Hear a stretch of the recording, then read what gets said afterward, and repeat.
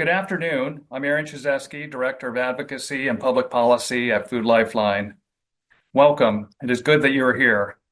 More than that, it is a powerful statement that you are here, and right on time. Today is about getting a pulse on the state, checking in with each other, understanding what's happening, and hopefully committing to each other to speak with one voice, one Washington, joining forces to fight for the people you and your mission work are called to serve. The policy side of me knows we're in a tough spot. The organizer in me knows that we can do this if we stick together.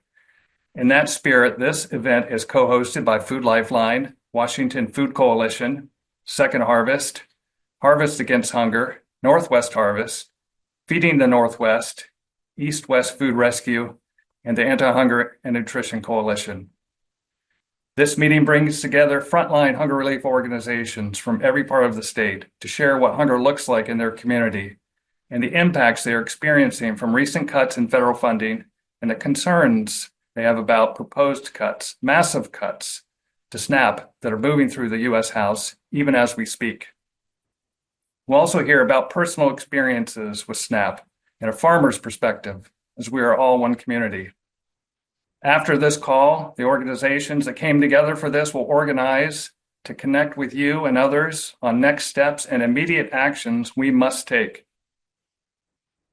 To welcome our distinguished guest, I offer these words: champion, fighter, ally, a powerful voice for the hunger relief community. Few have fought harder to end child hunger. 2014, she introduced legislation to create summer EBT, now SumBucks, which helps feed this nation's children. Again, champion, fighter, ally, and United States Senator Patty Murray. Senator Murray, the floor is yours. Well, thank you. Thank you so much. It's so good to see you all. And I know this is not an easy moment, not for Washington State families, and certainly not for all of you. You all are on the front lines, serving people in our communities and keeping them fed when times are tough. And that has been especially crucial in recent years. A quarter of people in Washington State used a food bank last year, and visits have jumped to 13 million a year. But despite the crucial role you play serving our communities, you all have unfortunately had a front row seat to a lot of pointless, lawless chaos President Trump has caused. I know this has turned your work upside down, grants being frozen, canceled, unfrozen, tariffs being throttled and reversed, and the threat of painful cuts in just about every proposal Republicans put forward. You know, I have visited food banks, I've heard from families, I've heard from some of you about how this has already been incredibly harmful. I am listening, and more than that, I am fighting for you. My goals are to lift up your stories, put a spotlight on these problems, and get these disastrous policies reversed. We've seen a few times now that when we push back hard, when we speak up loud, when we name and shame the harms that Trump is causing, we can get them to back down and reverse course, at least while the pressure stays on. Some grants have gotten moving again. Some cuts and firings are being reversed. Tariffs are being walked back a little, though Trump is still committed to an expensive trade war. But the fight is not over, not by a long shot, because for every small retreat, we have seen another Trump launch another devastating attack on our social safety net. If we needed any more proof Trump is still trying to take food off the shelves at food banks and off families' dinner tables, all you need to do is look at the bill Republicans are marking up right now, which includes the biggest SNAP cut in history, $230 billion over the next decade. We should not be cutting off food assistance so Trump can cut his fellow billionaires a massive check. These cuts won't make things more efficient. They will not solve any problems. They just take food away from people who need it most. Investing in nutrition assistance, investing in SNAP, that's an investment in people. My family relied on food stamps briefly when I was a kid. Our country had our back, and all 7 of us kids grew up to give back to our communities in different ways. This shouldn't even need to be said, but if Republicans won't listen to common sense and common decency, then we are going to get a megaphone, shout it from the rooftops, hands off SNAP. Now, as you all know, Washington State has one of the strongest, most inclusive SNAP programs in the country. So you can bet I'm going to continue to be one of its strongest champions in Congress. I am not going to stand by while Republicans push families off this program and slash it to ribbons. And I'm not going to be quiet as they take food from our kids' mouths. I am standing up, I am getting loud, and I'm making your voices heard. We are going to fight for SNAP and for our families. So I really appreciate everybody being on this call today and having an opportunity to hear from you. Thank you, Aaron. Thank you, Senator. Let's have those voices now. I'll turn first to Eddie Alvarez, farmer from Alvarez Farms. Hi, Senator Murray. Murray, just calling on behalf of Alvarez Organic Farms and behalf of this SNAP cut that's really going to affect our family business we provide and actually depend on that, a lot of that SNAP for our business and provide food to all these low-income families that we have been doing for all the past years, for all our food banks and everything. And now that I hear about this cut, it's really going to affect my business. And this family business has been running for 35 years, and now it's tremendously trying to adapt to this kind of situations is very hard. I just want you to please help us out in behalf of our county, Yakima County, which is the lowest county here in the state of Washington, that really provides for all these low-income families over here, which work is sometimes very hard in the winter, and some people rely on those food and SNAP EBTs to get them going to the next season.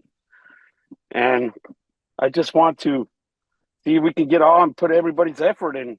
Just please don't make this disappear. And this will really, really, if it really gets cut off, it's really going to affect our family business. And I really don't know what to do now. Very good. Thank you, Eddie. Really appreciate that. Thank you. We go to Elena now. You're welcome. Thank you. Good afternoon, Senator Murray. I'm here to tell you my story today. I never knew anything about food benefits growing up, except what I was told by my mother. I was told that if I signed up for food benefits ever, that my children would be taken from me because in order to have food benefits, you had to sign your children over to the state. That sounded horrific to me. I had a baby when I was 18, and everything about his birth and my pregnancy was controlled to the max. I was told how I would feed him and take care of him, and none of my own thoughts or wants or wishes were even taken into account. I was forced to breastfeed, and WIC was the only thing I was allowed to sign up for. It was the only food I was allowed to eat in the house. WIC does not provide enough food for a pregnant or nursing mother to fully live on. It helps a lot, but it isn't enough alone. I wasn't allowed to tell WIC when I got sick with gallbladder issues and dried up and had no milk. I was forced to continue to try to breastfeed, but I was still sick and there was no more milk. He was starving. I worked for several families as a nanny, but every penny was taken from me to pay back the cost of my pregnancy, birth, and the things that my son needed. I had nothing left for formula to feed him, which I desperately needed.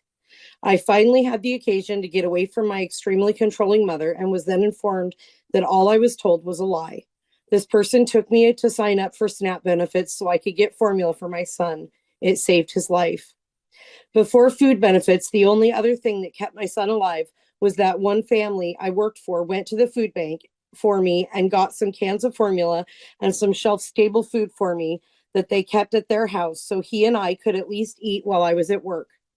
Without food banks and food benefits, my first child and I might have simply starved to death. With the help of those programs, I was able to first feed him and then myself so I could care for him. It got me through my emergency gallbladder surgery, and I was able to get back on my feet and not need it anymore. Later, I would have to use the program again as a single mother of 4 after I left a domestic violence situation. I was working full time and raising my kids with no help from my ex. Out of sight, out of mind was his motto. I simply could not make enough money as a CNA to pay the bills and have food. These programs are very needed and cannot be eliminated without irreparable harm to those who need the help they provide the most. There are so many similar stories, but I can only tell you mine. Please remind others to think of a desperate single mother fighting through illness and domestic violence to take care of her child, or a working family that just cannot make enough money for both bills and food. And do not allow these programs to be cut so the rich can have another tax break. Children do not deserve to starve or wonder if and when they will get another meal. Thank you. Thank you, Elena. Christina, may I call on you? Yes, good afternoon, everybody. Thank you. Good afternoon, Senator Murray. I'm calling in from Marble Mount, Washington, which is upper Skagit County, very rural area. We have 102 people that live in our city, town, whatever you want to call it. I'm a single mother of 7 children, and I have been fortunate enough to be able to rely on the SNAP program since the pandemic when I lost my job. I do still work here and there, but not as much as I used to. And because of the SNAP program, I've been able to um, provide food for my children, be able to be there for them, and make sure that they get the nourishment to their bodies, as our children are our future. Living in a rural area, we don't have much of a Winco or a Walmart or even just a regular Safeway around. Our closest Safeway is over an hour away.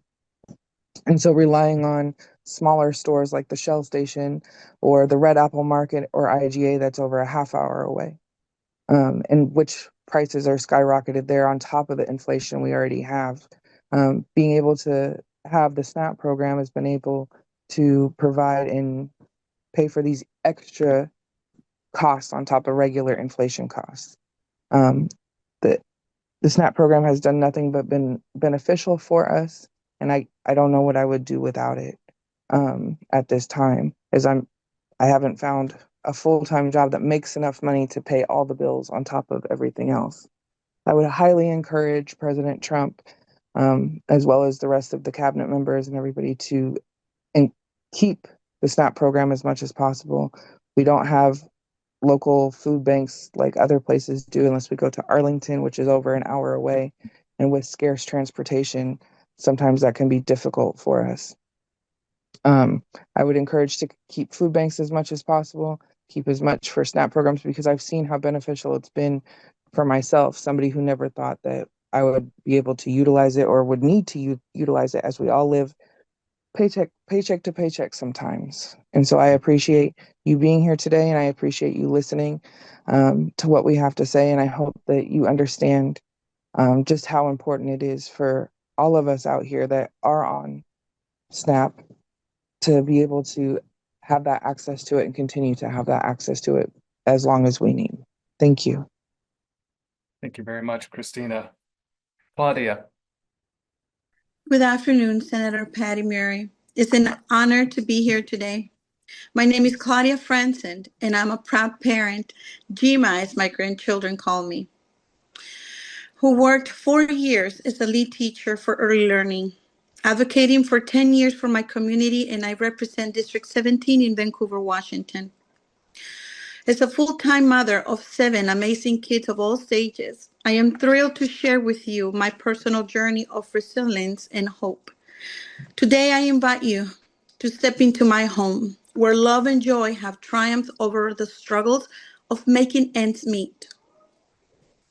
Despite the challenges of providing for my family, I have discovered the transformative power of food assistance programs and local food pantries.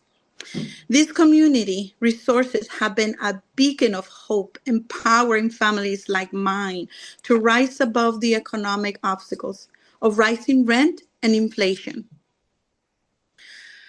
The power in families like mine goes all the way to even my children's school. Their pantries that they have inside have helped me also to thrive to these moments and have been more than just a beacon. Senator Patty, I urge you to harness your influential voice to inspire hope and create opportunities for families to flourish. My safeguarding, a program, when I advocate, I also urge you to safeguard these programs like SNAP, food pantries, and WEEK. And like I said, those pantries inside of our public schools as well. Sometimes I haven't had gas to make it across the town to go to a food pantry, but the school has saved us many times because they provide these paper bags, with food for us for the week. My daughter herself has used WEEK also too, and she's in the naval base here in Seattle. And they have also come to that level of needing WEEK to survive as well. Budget cuts, and it's just a big, huge impact for this community here. Even District 17, if you know, is supposed to be a middle class. We're all here struggling in Washington. It doesn't matter whether you're in a high level or low level. It does not matter where you're at.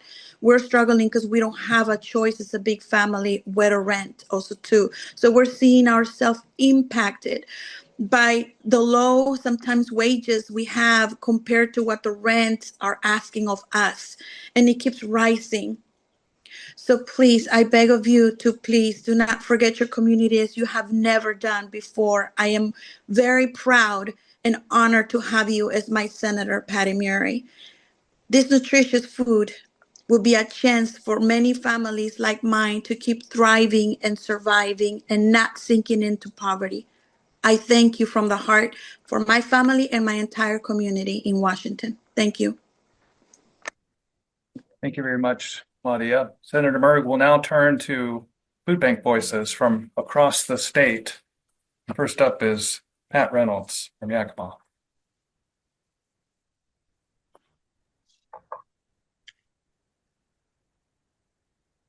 Hello. Again, like Aaron said, this is Pat Reynolds from St. Michael's Pantry in Yakima. We're located on the poor side of Yakima, even though probably all of Yakima is poor. We see a lot of homeless folks at our pantry, but recently we have seen more families. One particular family struck me, a family of four who there are two children, one in junior high and one in senior high, living in the car. And can you imagine getting them to school and doing homework and living in a car?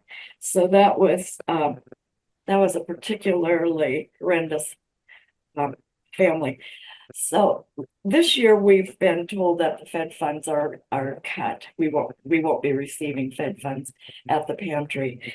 Last year we received 4,000, and that 4,000 goes a long ways in feeding our neighbors. So thank you. Thank you, Pat. Now we'll go over to Spokane. Scott. Hi, good afternoon, and thanks for this opportunity. I'm with Catholic Charities Eastern Washington, but really I'm here today to speak about the food bank that we sponsor legally and fiscally in the small town of Brewster in southern Okanagan County. So we're really serving southern Okanagan County and sometimes some bleed over into northern Douglas County. And we've been doing this now for about 12, 13 years. What I really want to share about this, and then yield my time to everybody else, in the last 6 months or so, we're seeing the poundage that we're distributing to each household reduced by half. So we're just seeing it's a pretty simple mathematical calculation. We're giving out half as much to those coming to our food bank. And what that's leading to is conversation around, well, maybe we just don't open as much. Maybe we only open half as often so that we can make those trips to the food bank a little more worthwhile on behalf of those who are perhaps spending scarce gas dollars to access that. So my plea is not just on behalf of the SNAP program, but also the funding that comes to support food banks through EFSP. That's a huge part of what keeps our food bank doors open, all volunteer run. This doesn't cost the state or the feds anything to run those places. It's on church property, run by volunteers. You're all welcome. So let's please keep those SNAP benefits and EFSP dollars coming in. Thank you. Thank you, Scott. Now all the way over to Port Townsend, Patricia. Great, thank you very much. My name is Patricia Hennessy. I'm the Executive Director of the Jefferson County Food Bank Association.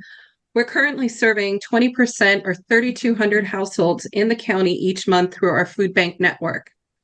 We have seen a 17% increase in the services in the first quarter of this year over the same period of last year. To us, food is an economic driver. Food security is a symptom of barriers to affordable health care, education, living wage jobs, housing, and lack of representation. My question to you, Senator, is what do you need from us, our community here, and your constituents to effectively educate your colleagues in Congress on what the devastating and destructive cuts to SNAP, TFAP, LFPA, WIC, and other essential programs will have not just on program participants, but local and regional economies? Thank you very much. Thank you, Patricia. Into Seattle, Sarah. Thank you, Aaron, and thank you, Senator Murray, for partnering to create this space. My name is Sarah Seelmeyer, and I'm with United Way of King County in Seattle. In addition to the harmful cuts to SNAP that are currently moving forward in the House of Representatives, we're deeply concerned about cuts to other federal programs that support food security in our community. At the end of April, dozens of AmeriCorps grants in Washington state were abruptly terminated, forcing service members to immediately stop their work supporting food banks and meal programs. At United Way of King County alone, we had 34 AmeriCorps members supporting anti-hunger efforts. Together, these members supported over 35,000 hungry people each year for a living stipend that equates to less than Seattle's minimum wage. Our community also lost the ability to hire over 60 AmeriCorps members to support summer feeding programs this year.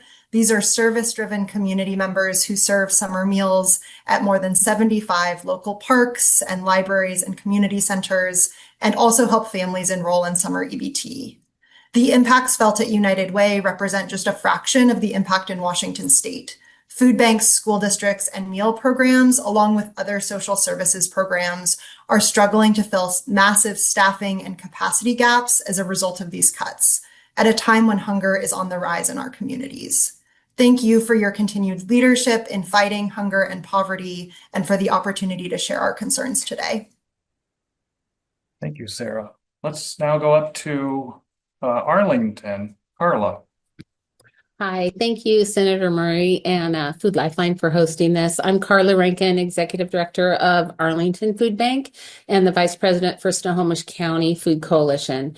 In our rural region, SNAP is a lifeline and the proposed cuts would be devastating. We see it every day. A mother legally residing here told us she's afraid to come to get food. Fear of confusion around eligibility changes are already driving families into deeper crisis. Her children are U.S. citizens, but she's skipping meals to feed them because she's afraid. Through our mobile market, we bring food directly into food deserts onto tribal lands like the Soxuatl and Stillaguamish reservations, where access is already limited. These communities face historic inequities, and programs like SNAP help bridge that gap. Cutting them now undermines everything we're working toward. SNAP works. It feeds children, stabilizes households, and empowers communities. Please keep fighting to protect it for the families who are too scared or too isolated to speak up for themselves. I also want to speak about the devastating impact proposed budget cuts to TFAP, We Feed Washington, and Harvest Against Hunger grants would have on families and farms alike. These programs are a bridge connecting local farms to local families in need. They help us distribute fresh, nutritious produce to thousands of people who otherwise rely on low-cost, highly processed food. Without them, families already facing food insecurity will also face increased health risk, like diabetes, heart disease, and childhood obesity, because their food choices will be limited to what's cheap and shelf-stable. We Feed Washington and Harvest Against Hunger aren't just feeding people, they're sustaining our local agricultural economy, keeping small farms afloat while putting real food on real tables.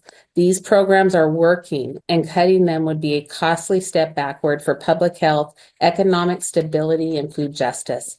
We urge you to protect this funding. It's essential to the health of our families and the future of our farms. Thank you. Thank you, Carla. Now we're to Ferndale. Crescenda.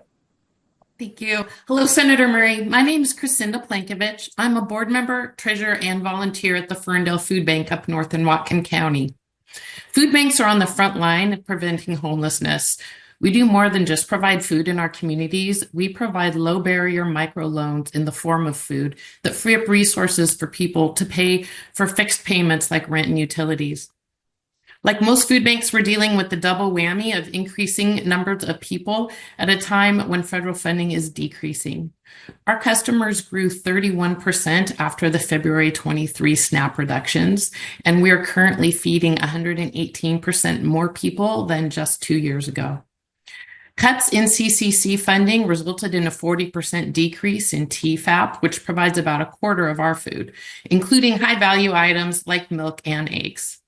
Customers want us to keep eggs on our shelves, so 49% of our monthly food purchase budget is currently being spent on eggs, just eggs. That means we don't have funds left to purchase basic pantry items like flour, pasta, and tuna. And these are the kinds of decisions that we're already making every week.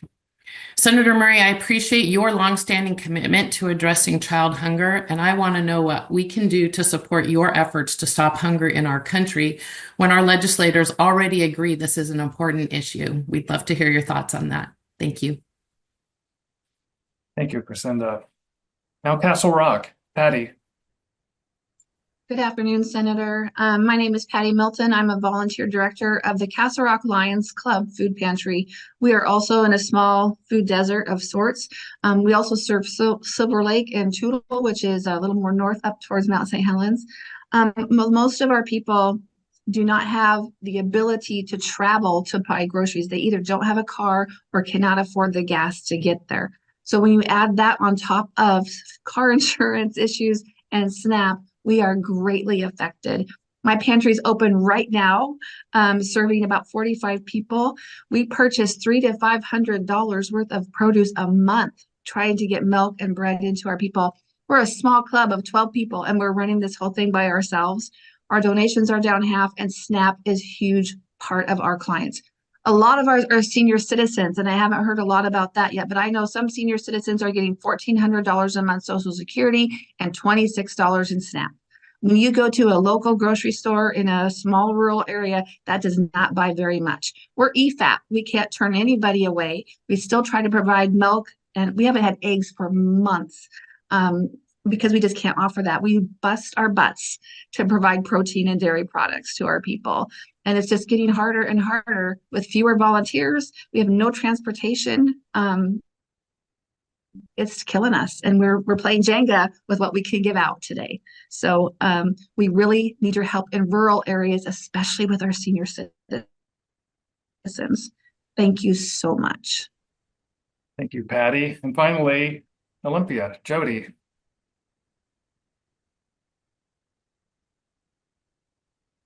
Hello, I'm Jody Stoltz with Tenino Community Service Center. I am their executive director.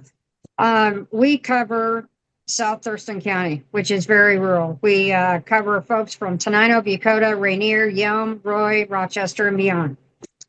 We also have TFAP and CSFP and the Kids Backpack Program. And all of this is affected when folks cannot get other funding through SNAP. We are seeing many families that are now needing to house in multiple generations under one roof because they just can't make it. Many seniors in the rural areas are struggling as they get a raise in their Social Security.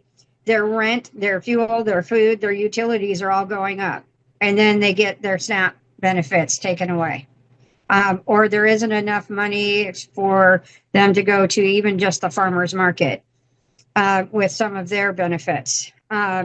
then they get hit with all of these reductions, and they just cannot make it. Therefore, they're $1,000 a month. That's about what we see with our folks. A month, they just cannot make it to the end of the month. So CSFP is having issues. EFAP, TFAP, everybody, we're all having issues across the board. We're not able to sign seniors up for that commodity box at this point either. And that's another 32 pounds of food a month that they would be eligible for 60 and over within the poverty level. Since 2024, we have seen a 31% increase in our seniors that are receiving food assistance.